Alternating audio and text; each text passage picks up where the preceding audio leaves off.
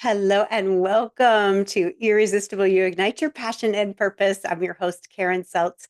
I am super excited to dive into this topic, loving all that is. That's everything, the good, the bad, the ugly, all the things that we've judged as unlovable or undesirable about ourselves, and really taking radical self acceptance to a whole new level. So stick with me. Want to start with a quote by Carl Jung. Until you make conscious what is unconscious, it will rule your life and you will call it fate. How many times have you thought, gosh, this is all I'm destined for? Why do I keep creating the same things over and over? Why do I keep attracting the same kind of men? Or how do I get stuck in these dead end jobs over and over? Or how come every time I almost reach my goal weight, I sabotage and then I gain it all back? Well, welcome to the unconscious mind. It's really interesting how much the unconscious mind affects absolutely everything about us, everything we think, feel, believe, and eventually do. All the actions that we take or don't take are coming from the subconscious mind. And I want to dive into this book that's made a tremendous amount of difference in my life in the last 6 to 8 weeks. And I believe it's going to be backward. It is. All right, but this is what it looks like. It's called Existential Kink. Unmask your shadow and embrace your power. And I love this little red circle right here. It says a method for getting what you want by getting off on what you don't. It's by Carolyn Elliott, PhD. And this, I mean, I've done a lot of shadow work, and I'm sure you have. I've done tons of therapy, all the different modalities. And I am a trauma resolution facilitator. That is what I do. That's what I support people with. I help them to dig into the subconscious mind and to release the hold that past events have on them.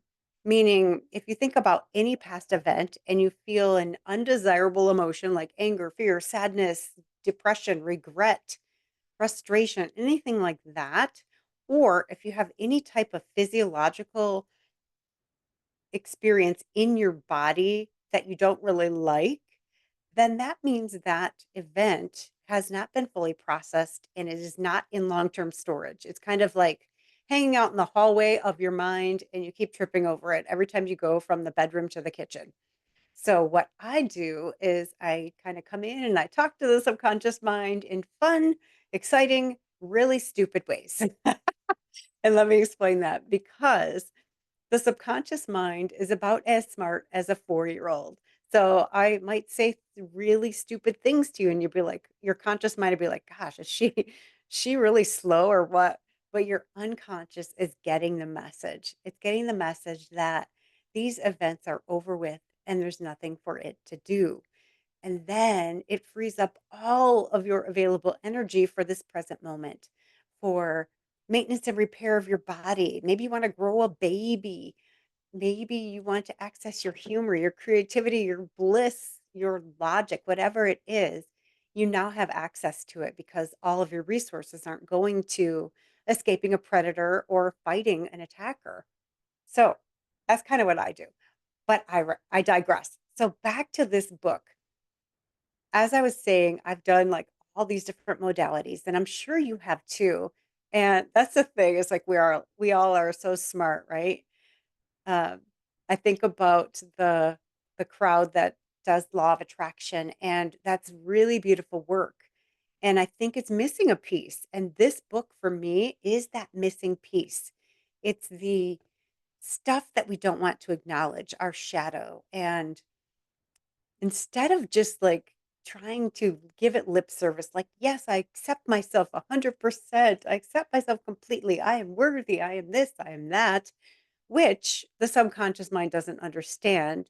And if it does understand any part of it and it doesn't believe it, it has lots of evidence to the contrary, it's going to like turn on this bullshit detector and it's going to be like, warning, warning, like bullshit, bullshit. And it's going to reject it. So you might end up feeling even worse after saying certain affirmations like that.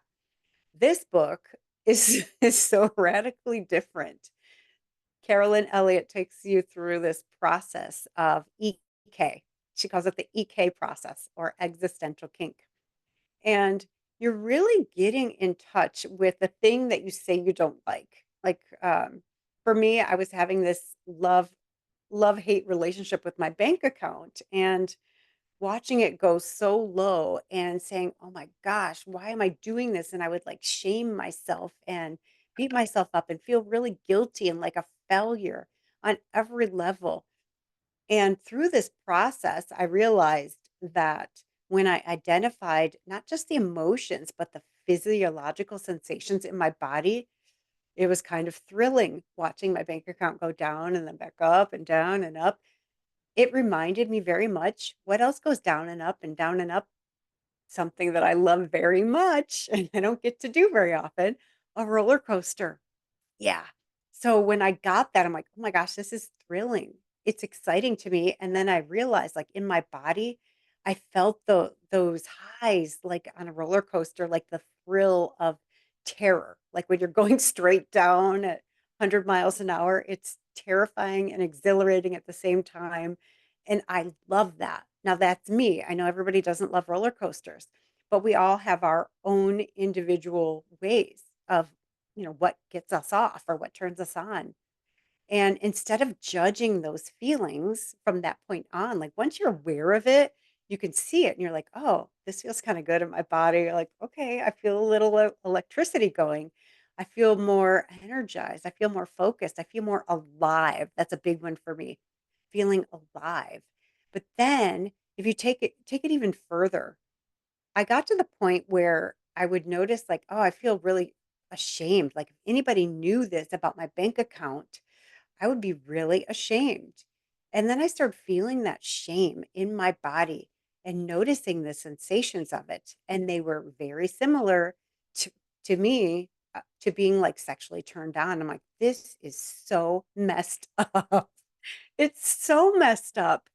And I'm allowing it. I'm allowing myself to enjoy it and to not judge it anymore because judging it, quite frankly, did not do a damn thing to change it. So what if I just play with this? Let's just be curious about it. Let me enjoy it. Wow, what a concept.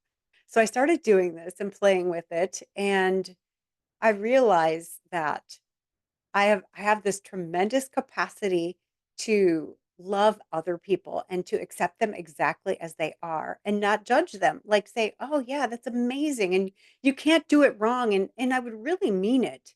But I never afforded myself that same level of grace. Like I was judging myself for all these things I was creating that I said I didn't want. So this process allowed me to give that same level of unconditional love and acceptance to myself regardless of what I was creating and to enjoy everything. Like, what if you could do that? Like, you get some kind of sick pleasure when your mother-in-law criticizes your cooking or your parenting and be like, oh God, that feels good. Instead of being like cringing and woo, drop the mic. I didn't totally drop it. I have hands like a goalie. My reflexes are like it's good in certain circumstances, like dropping a glass from the cupboard and catching it. So, what if you could learn to enjoy every single sensation, the ones that you'd be like, "Oh gosh, oh, I'm gonna kill her," and secretly like seething and hating her or whatever, judging her and judging the emotional response or the physiological response that you have. What if you could learn to, like, get off on it and be turned on by it? Like, "Oh, there's that shame, there's that judgment. Feels kinda good in my body." Instead of judging it, like, how much more fun would you have in life? Just think about it. I know it sounds insane. Until you try it, it sounds absolutely insane. But think about the level of freedom you will experience once you try this. If nothing really has the power to make you suffer any longer, then everything's on the table. Like, you can enjoy absolutely everything. So that's what I've been playing with for the last, like, 6 weeks or so. And I want to tell you like some of the results. So when I first started this, I was doing this EK process. And in the book, there's also another exercise. There's lots of exercises, but one of them that I chose to do that resonated with me is called the Deepest Fear Inventory. And you write a letter to God every day or whoever your higher power is. And you say something like, there's two options. The one that resonates with me is, Dear God, I absolutely refuse to create or whatever the thing that I say I really, really want, but I keep not creating. So I might as well just acknowledge that I refuse. I refuse to have it. I refuse to create it. I refuse to um, earn $50,000 in 1 month. I refuse to release 30 pounds, whatever your thing is. I refuse to be in a committed monogamous relationship with a man who adores me. All of those things that you say you want, but you don't have, there is a part of you, your subconscious, that is getting off on you not having it. And there is something holding you in that spot. There is a big, big payoff. And the problem is our perception of it. Like we're perceiving it as something undesirable. It's like, I'm not creating this amount of money or this body or this relationship. And therefore, I make it mean this about me. So what the author is suggesting is that when you make friends with that and you just acknowledge like, yeah, I refuse to have it or else I would, right? And then the next part is, because I have deep fear that. And you start uncovering what's really in there and you write 20 fears, because I have deep fear that, and you just keep going, keep going. And at the end you say a prayer. Dear God, please remove these fears from me so I can be free and I can live my purpose fully. I can play big. I can whatever your prayer is, you just say it. And then you read it to a partner. This is a very important part.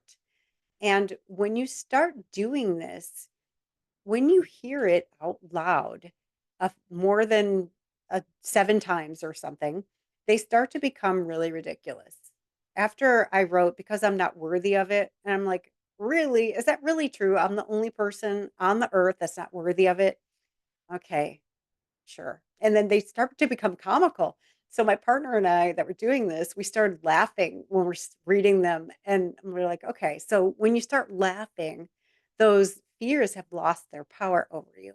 And part of this deepest fear inventory comes from 12 step. The other part comes from Marianne Williamson. She has a book called Return to Love. Return, I think that's what it's called. And I think most people, if you've had any social media account at all, has heard the poem by her. Our deepest fear isn't that we're inadequate, it's that we're powerful beyond measure. So when you get to that point where the fears are comical and they're making you laugh, you then flip it to the super duper positive.